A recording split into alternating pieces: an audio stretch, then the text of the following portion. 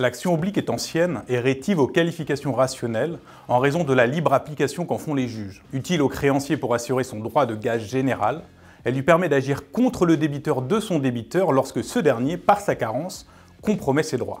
Définie à l'article 1341-1 du Code civil, cette action a pour objet de garantir l'assiette des droits du créancier qui agit pour préserver le patrimoine de son débiteur négligent. Elle est donc exclusive de toute action strictement attachée à la personne, puisqu'elle a en principe pour but de recouvrer pour le débiteur une créance certaine, liquide et exigible.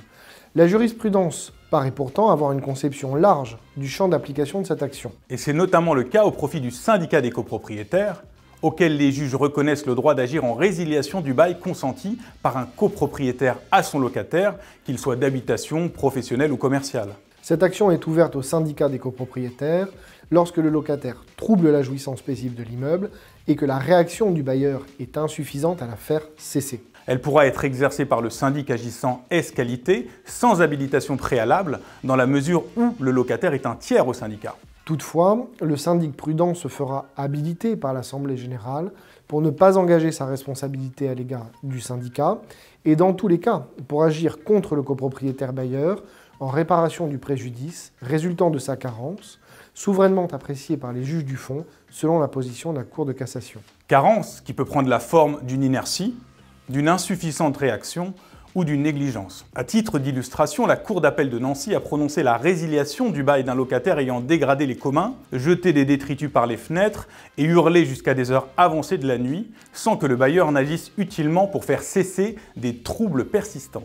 La Cour d'appel de Paris, face à un bailleur qui s'était contenté de transmettre les mises en demeure adressées par le syndicat des copropriétaires, a pu qualifier sa réaction d'insuffisante et prononcer la résiliation du bail commercial en raison des troubles anormaux générés par l'activité du locataire, due à un défaut d'hygiène et à la conservation d'aliments avariés.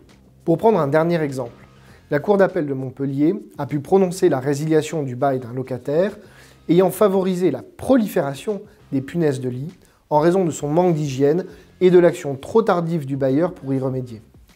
La Cour a en outre condamné le locataire et le bailleur sur le fondement de la responsabilité civile pour n'avoir pas agi assez vite au vu des doléances de la copropriété. Enfin, on ajoutera que la demande en résiliation judiciaire du bail répond aux conditions de droit commun. Aussi, le syndicat des copropriétaires devra, à l'instar du bailleur, caractériser un manquement suffisamment grave et persistant du locataire.